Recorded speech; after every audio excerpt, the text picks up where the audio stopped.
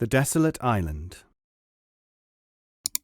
There was once a very wealthy man who was of a kind and generous disposition, and who wanted to make his slave happy. He therefore gave him his freedom, and also presented him with a shipload of merchandise. "Go," he said, "and sail to various countries, dispose of these goods, and whatever you may get for them shall be your own." The freed slave sailed away across the wide ocean. He had not been long on his voyage before a storm blew up. His ship was driven onto the rocks and went to pieces, and all on board were lost except the former slave himself. He managed to swim to a nearby island and drag himself ashore. Sad, despondent, and lonely, naked and with nothing to his name, he walked across the land until he came to a large and beautiful city. Many people came out to meet him, crying, "Welcome, welcome, long live our king!" They brought a rich carriage and, placing him in it, escorted him to a magnificent palace, where many servants gathered around him. He was dressed in royal garments, and they addressed him as their sovereign. They expressed their complete obedience to his will.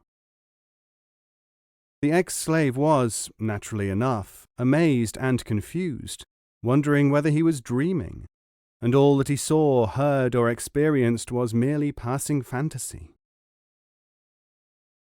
Eventually he became convinced that what was happening was in fact real, and he asked some people around him, whom he liked, how he could have arrived in this state.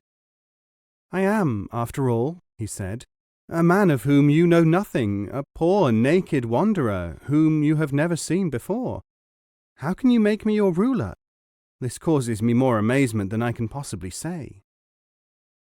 "Sire," they answered, "this island is inhabited by spirits. Long ago they prayed that they might be sent a son of man to rule over them, and their prayers have been answered. Every year they are sent a son of man. They receive him with great dignity and place him on the throne.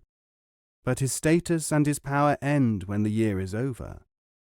Then they take the royal robes from him and put him on board a ship, which carries him to a vast and desolate island. Here, unless he has previously been wise and prepared for that day, he finds neither subject nor friend, and he is obliged to pass a weary, lonely, and miserable life. Then a new king is selected, and so year follows year. The kings who came before you were careless and did not think. They enjoyed their power to the full, forgetting the day when it would end." These people counseled the former slave to be wise and to allow their words to stay within his heart.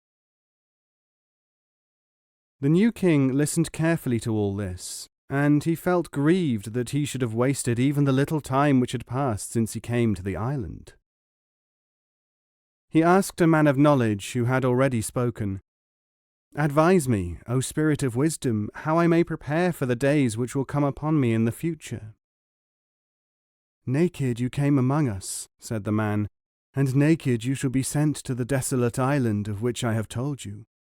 At present you are king, and may do whatever you please. Therefore send workmen to the island, and let them build houses and prepare the land, and make the surroundings beautiful. The barren soil will be turned into fruitful fields. People will go there to live, and you will have established a new kingdom for yourself.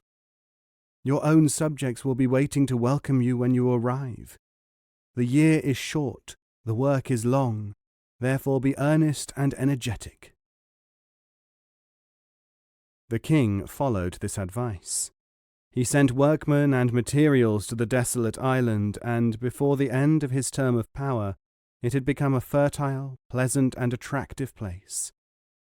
The rulers who had come before him had anticipated the end of their time with fear, or smothered the thought of it by amusing themselves. But he looked forward to it with joy, for then he could start upon a career of permanent peace and happiness. And the day came. The freed slave who had been made a king was stripped of his authority. With his royal robes he lost his powers. He was placed naked on a ship, and its sails were set for the island. When he approached its shore, however, the people whom he had sent ahead came forward to welcome him with music, song, and great joy. They made him ruler, and he lived ever after in peace.